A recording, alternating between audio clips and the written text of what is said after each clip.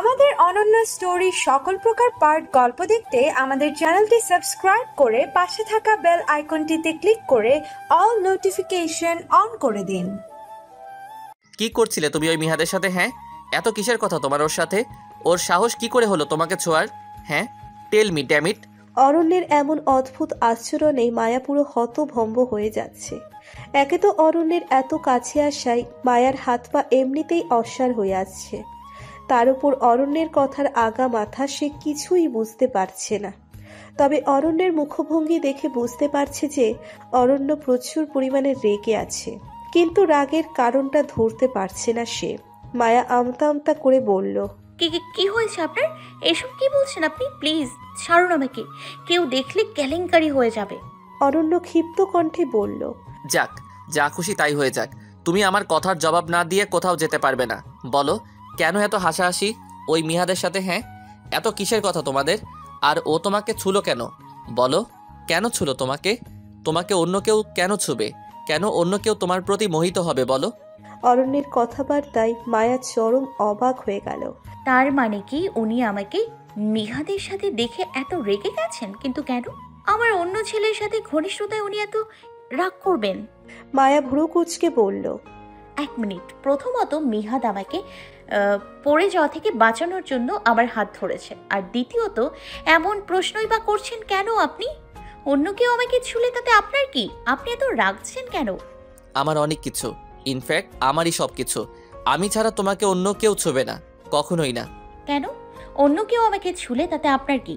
আমি যার সাথে যা খুশি তাই করব, হাসি, কথা বলি, নাচি, গাই, যা খুশি তাই করি, তাতে আপনার কি যায় আসে? আপনি কেন হাইপার হচ্ছেন বলুন, কেন?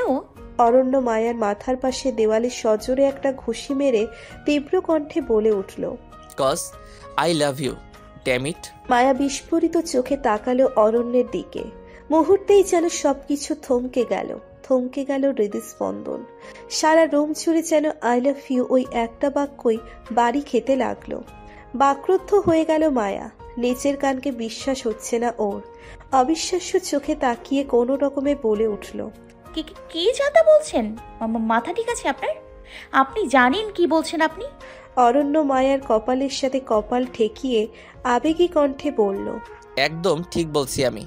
হ্যাঁ, ভালোবাসি আমি তোমাকে, অনেক ভালোবাসি, নিজের থেকেও বেশি ভালোবাসি। শুধু আজ থেকে না, প্রথম থেকে আমি তোমাকেই ভালোবাসি। মায়ার মন মস্তিষ্কে যেন ভূমিকম্প শুরু হয়ে গেল। কি বলছেন উনি এসব? মায়া স্তম্ভিত সুরে বলল, ভালোবাসে না মানে কি বলতে চান আপনি? হ্যাঁ, সত্যিই বলছি আমি শুধু তোমাকেই ভালোবাসি সন্ধ্যা মালতী। তোমাকে সেই প্রথম দেখেই, তোমার চেহারা না দেখে তোমাকে ভালোবেসে ফেলেছি। আরে, আমি তো তোমাকে বিয়ে করতে চেয়েছিলাম, আর বিয়ের প্রস্তাবও আমি তোমার জন্যই পাঠিয়েছিলাম, কিন্তু দুর্ভাগ্যবশত তোমার বদলে রিয়ার সাথে আমার বিয়ে হয়ে গেছে। মায়ার চোখের সামনে যেন সবকিছু গোল গোল করে ঘুরছে। অরণ্যের কথাগুলো কান দিয়ে প্রবেশ করলেও মস্তিষ্কে গিয়ে এলোমেলো হয়ে যাচ্ছে। মায়া একটা ঠোক গিলে বলল, এসব কি বলছেন আপনি? আমি তো কিছুই বুঝতে পারছি না। অরণ্য মায়াকে প্রথম থেকে সবকিছু খুলে বলল, তারপর বলল, কিন্তু মায়া, আমার মনে তুমি ছাড়া আর কারোর জায়গা নেই। আমার পুরোটা জুড়ে শুধু তুমিই আছো। আমি শুধু তোমাকেই ভালোবাসি। বিশ্বাস করো, আমি আজ পর্যন্ত রিয়াকে ছুঁয়েও দেখিনি। আমি জানি আমার এইভাবে তোমাকে এসব কথা বলা হয়তো অনুচিত হচ্ছে, এটা হয়তো লোকচক্ষুতে খারাপ দেখায়, কিন্তু আমার কাছে যে আর কোনো উপায় নেই। আমি যে মনের হাতে পরাস্ত, তার যে শুধু তোমাকেই চাই। সব শুনে মায়া যেন স্তম্ভিত হয়ে গেল। ওর এই সময় কি রিয়াকশন দেওয়া উচিত তা ভেবে পাচ্ছে না ও। মায়ার যেন সবকিছু স্বপ্নের মতো লাগছে। অরণ্য প্রথম থেকে তাকেই ভালোবাসে, আর সে বিয়েও ওকেই করতে চেয়েছিল। এটা কি সত্যি?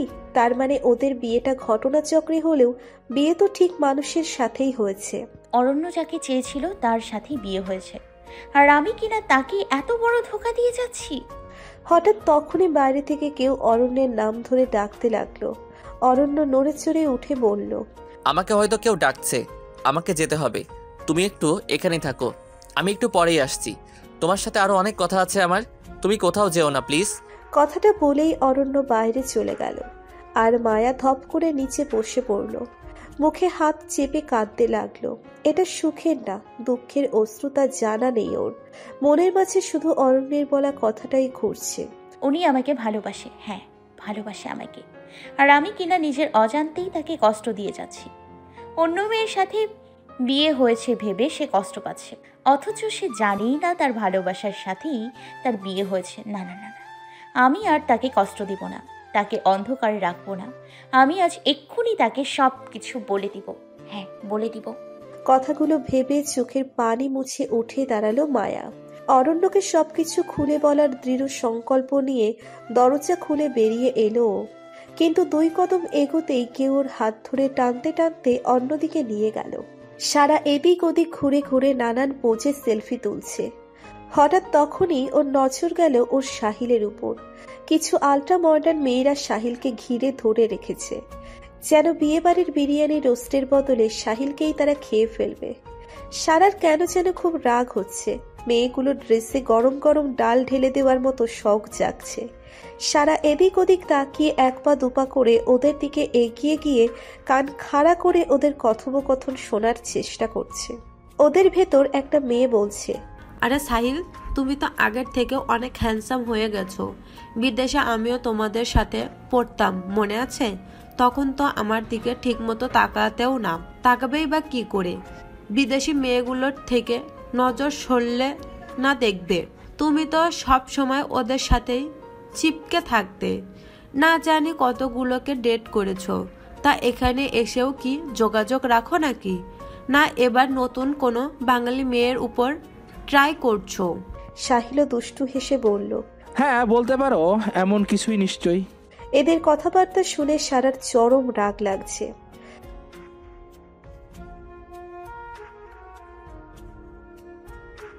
সারার কেমন যেন খুব খারাপ লাগছে। ও আর এক মুহূর্ত না দাঁড়িয়ে ওখান থেকে সরে গেল।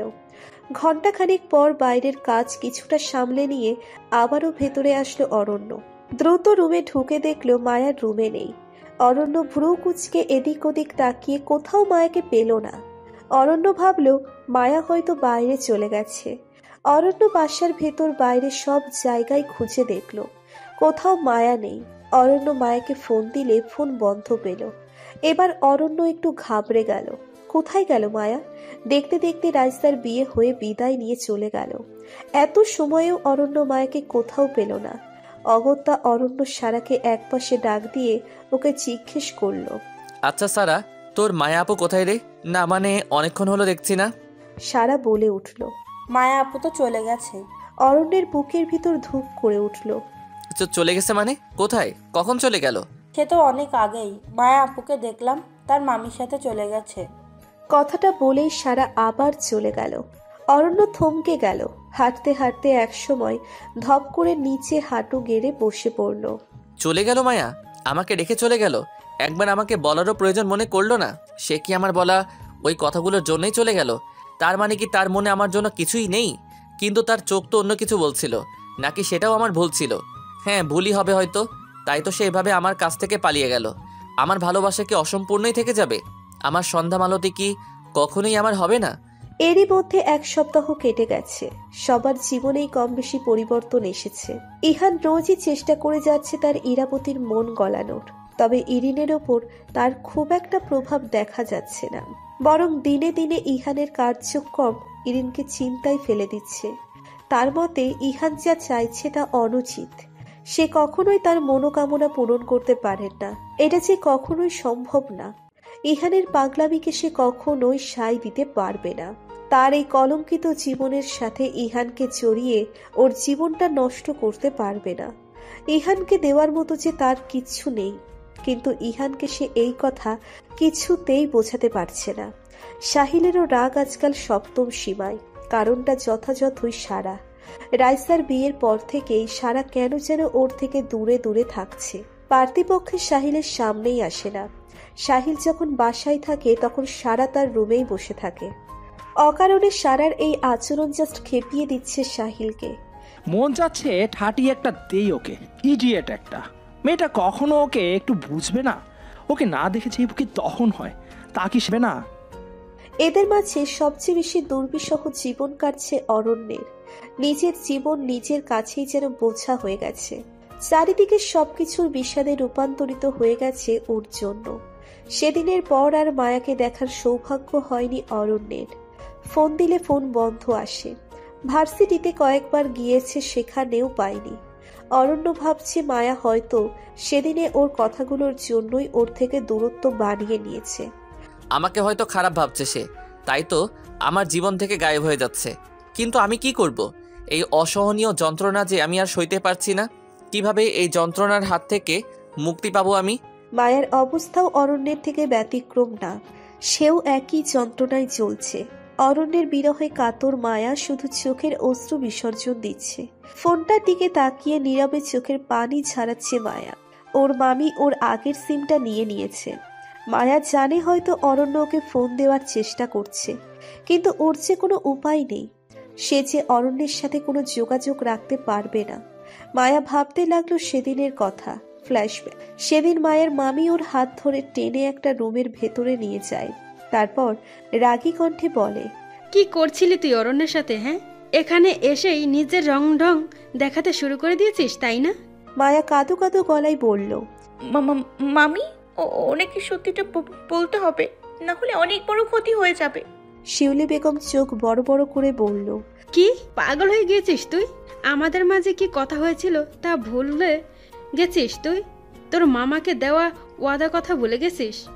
কিন্তু মামি, উনি আমাকে বলেছে উনি আমাকে ভালোবাসে, আর উনি আমাকেই বিয়ে করতে চেয়েছিল, রিয়াকে না। মায়ার কথায় শিউলি বেগম খুব একটা অবাক হলেন না। তিনি তখন মায়া আর অরণ্যের সব কথা শুনেছেন, তাই তিনি তেজি সুরে বললেন, ও বললো আর তুই ঢ্যাং ঢ্যাং করে কোনো কিছু না ভেবেই অরণ্যকে সবটা বলে দিতে চাচ্ছিস, তাই না? একবারও এর পরিণতির কথা ভাবলি না সত্যিটা সামনে আসলে কি হতে পারে? তোর মামার কথা একবারও ভাবলি না? তুই কি তোর মামাকে জেলে পাঠাতে চাস? এত বছর ধরে তোকে লালন পালন করার এই প্রতিদান দিতে চাস? তুই এই বয়সে তাকে জেলের ভাত খাওয়াতে চাস? মামির কথায় মায়া দমে যেতে শুরু করলো।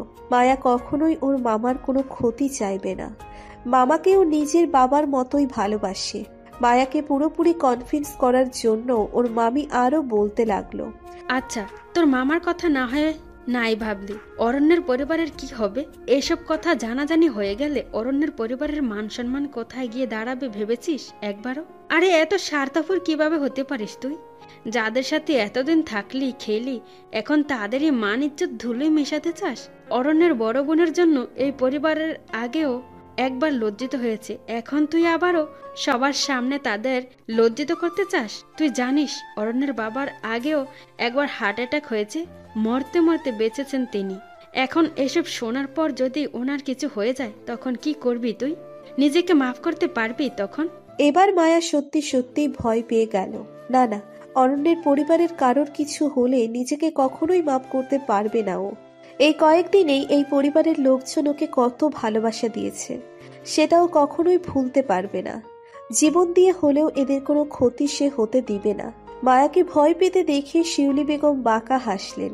তিনি ভালো করেই জানেন মায়ার উপর এসব ইমোশনাল ব্ল্যাকমেইল কাজে লাগবে। তাই তো সে অরণ্যের বাবার মিথ্যে হার্ট অ্যাটাকের কথা বলেছে। কারণ মায়া অনেক ইমোশনাল। সে নিজের জন্য কখনো কারোর ক্ষতি হতে দিতে চাইবে না। দরকার হলে নিজে কষ্ট ভোগ কথা, কিন্তু অন্যের কোনো ক্ষতি হতে দিবে না।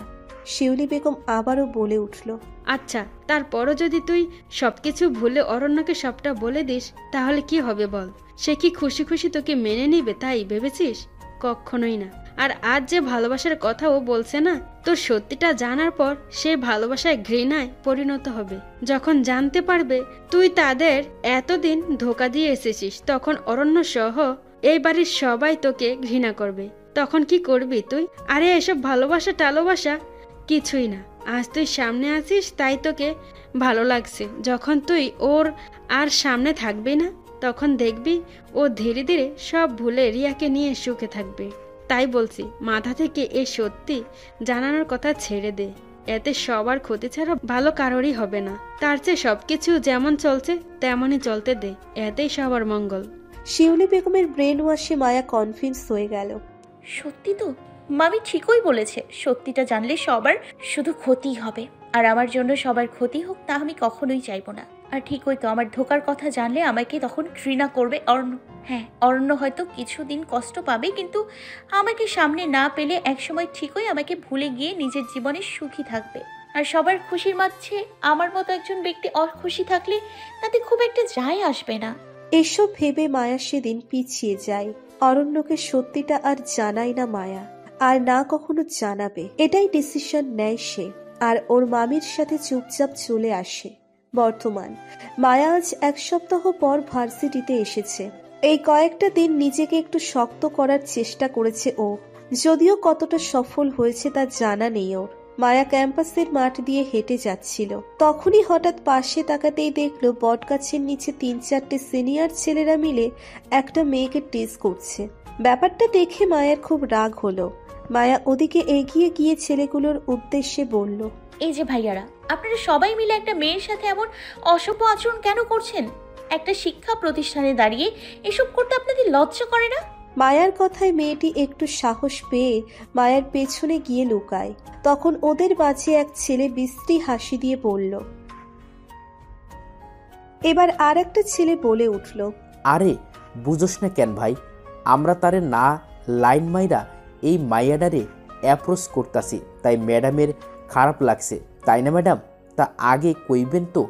তাইলে এক কাজ করেন, আপনার মুখের মেকআপটা সরান, আপনার মুখ দর্শন করি আমরা। কথাটা বলেই ছেলেগুলো বিশ্রীভাবে হাসতে লাগলো, যা দেখে মায়ার শরীর রেডি করছে। মায়া রেগে গিয়ে ঠাস করে একজনের গালে চড় লাগিয়ে দিল। তারপর প্রতিবাদী কণ্ঠে বলে উঠল, খবরদার, আর একটা বাজে কথা বললে সোজা প্রিন্সিপালের কাছে গিয়ে কমপ্লেইন করব। তারপর দেখব কার কত দম। মেয়েদের সম্মান দিতে শিখুন, তারা আপনাদের মনোরঞ্জনের পুতুল না। আশা করি কথাটা মনে রাখবেন। কথাটা বলে মায়া ওই মেয়েটির হাত ধরে ওখান থেকে চলে এলো, আর পেছন থেকে ছেলেগুলো ক্রোধে ফাটতে লাগলো। রাত 10টা, অরণ্য বাসায় ফিরেছে, যদিও তার বাসায় ফেরার কোনো ইচ্ছেই হয় না। তবুও দিন শেষে তাকে ফিরতেই হয়, না হলে যে অরণ্যের মা চিন্তায় পড়ে যায়। আর পরিবারের খুশির জন্য সে নিজের কষ্ট কাউকে বুঝতে দেয় না। অরণ্যের মনটা আজ কেন যেন একটু বেশি অশান্ত হয়ে উঠছে। কেন যেন মনে হচ্ছে কোনো খারাপ কিছু হতে চলেছে। বারবার শুধু মায়ার কথা মনে পড়ছে, কিন্তু মনে পড়েই কি লাভ? মনকে তো বোঝাতে পারছে না যে মায়া তার থেকে অনেক দূরত্বে। অরণ্য রুমে গিয়ে ড্রেসিং টেবিলের সামনে গিয়ে নিজের ঘড়ি খুলতে লাগলো। রিয়া বেডে বসে ফোনে কথা বলছে, হয়তো ওর মায়ের সাথে কথা বলছে। হঠাৎ রিয়ার একটা কথায় ভ্রু কুঁচকে এলো অরণ্যের। রিয়া ফোনে বলছে, আরে মায়া এত রাতে এখানে আসতে যাবে কেন? গেছে হয়তো কোথাও, দেখো গিয়ে। একটু পরে রিয়া ফোন রেখে দিল। অরণ্যের বুকটা কেমন ধুকধুক করছে। রিয়া এভাবে বলল কেন? মায়া কি এখনো বাড়ি ফেরেনি? ব্যাপারটা না জানা অরণ্য শান্তি পাবে না, তাই অরণ্য রিয়ার দিকে তাকিয়ে গলা খাকারি দিয়ে বলল, কি হয়েছে? কোনো সমস্যা? না মানে মায়া এত রাতে এ বাড়িতে কি যেন বলছিলে? রিয়া বলল, ও ওটা আসলে মায়া নাকি ভার্সিটি থেকে বাসায় ফেরেনি এখনো, তাই মা ভাবছে আমাদের এখানে আবার এসছে নাকি, ওর ফোনও নাকি বন্ধ আসছে। রিয়ার কথায় অরণ্যের বুক কেঁপে উঠল। মায়া এখনো বাড়ি ফেরেনি মানে? কোথায় গেল? কোনো বিপদ হলো না তো? অরণ্য রিয়াকে জিজ্ঞেস করলো, হয়তো কোনো বান্ধবীর বাড়ি গেছে, খোঁজ নিয়ে দেখতে বলো। ওর কোনো বান্ধবী থাকলে না যাবে? আজ পর্যন্ত ওর কোনো বান্ধবী আমি দেখিনি, আর ওর অন্য কোনো আত্মীয় স্বজনও নেই। রিয়ার কথায় এবার প্রচুর ঘাবড়ে গেল অরণ্য।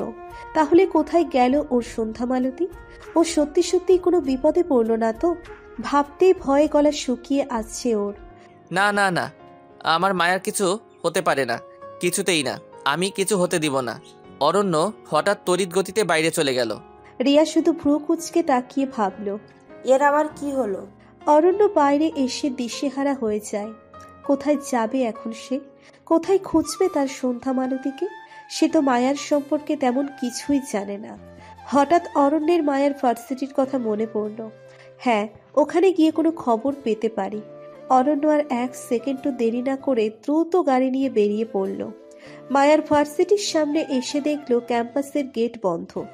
অরণ্য গেটের দারোয়ানদের কাছে গিয়ে মায়ার সম্বন্ধে জিজ্ঞেস করল, কিন্তু তারা কিছুই বলতে পারল না। অরণ্য আশেপাশে সব দোকানপাটে গিয়ে মায়ার ডেসক্রিপশন দিয়ে মায়ার কথা জিজ্ঞেস করতে লাগলো, কিন্তু কেউই কিছু বলতে পারছে না।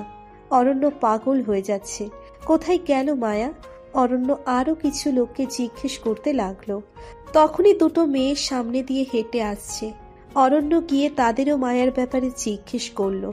তাদের মাঝে একটা মেয়ে বলে উঠল,